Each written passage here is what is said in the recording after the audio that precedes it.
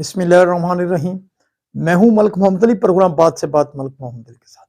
آج بات کریں گے پاکستان میں شروع ہونے والے اوورسیز پاکستانیوں کے کنونشن کی۔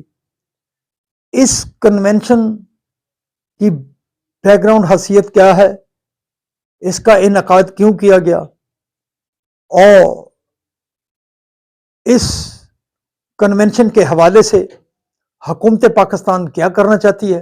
آج کے پروگرام میں اسی موضوع پر بات ہوگی۔ اور پیارے دوستوں، جن دوستوں نے ابھی تک ہمارے چینل کو سبسکرائب نہیں کیا، برائے مہربانی وہ ہمارے چینل کو سبسکرائب بھی کرے، لائک بھی کرے اور شیئر بھی کرے۔ پاکستان کی تاریخ میں پہلی مرتبہ ایسا ہو رہا ہے کہ حکومت پاکستان نے دنیا بھر میں موجود پاکستانی اوورسیز کی اہم شخصیات کو پاکستان مدعو کیا، کنونشن کا انعقاد کیا ہے، اور اس میں دنیا بھر سے تقریباً 500 سے زائد اوورسیز پاکستانی جو مختلف ممالک کے اندر کاروباری حوالوں سے بہت اہم حیثیت رکھتے ہیں، انہیں پاکستان مدعو کیا گیا ہے۔ اور جو پاکستانی اوورسیز یہاں پہنچے ہیں انہیں اسٹیٹ گیسٹ کا درجہ دیا گیا ہے، حکومت کے مہمان کا درجہ دیا گیا ہے، سیکورٹی کے انتہائی سخت انتظامات کیے گئے ہیں۔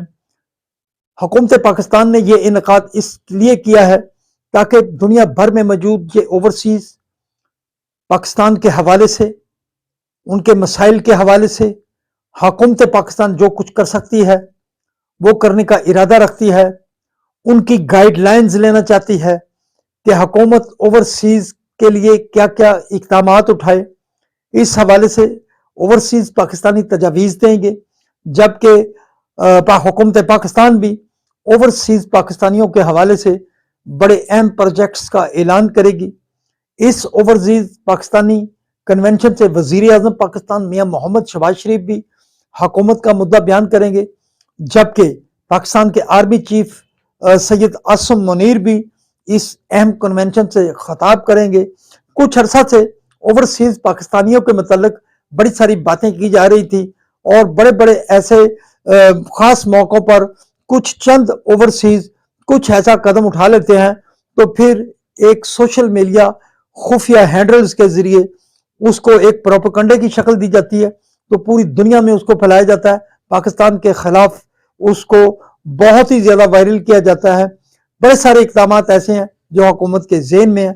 بہرحال اب حکومت پاکستان نے جو اوورسیز ہے ان سے بات کرنے کا جو بہترین طریقہ چنا وہ اوورسیز کا یہ کنونشن تھا۔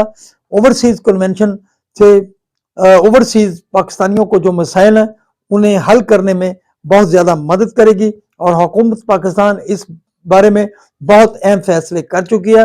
اب حالیہ دنوں میں پچھلے 3 ماہ کے دوران اوورسیز پاکستانیوں کی طرف سے پاکستان میں 68 ارب ڈالر بھجوائے گئے، 8 ارب ڈالر بھجوائے گئے ہیں، جبکہ اسی طرح جو ماہ مارچ ہے اس میں 4 ارب ڈالر پاکستان بھیجے گئے۔ بہرحال یہ ہم سمجھتے ہیں کہ اوورسیز پاکستانیوں کی پاکستان کے محبت کی ایک بہت بڑی دلیل ہے۔ سلام پاکستان، سلام اوورسیز، اللہ حافظ۔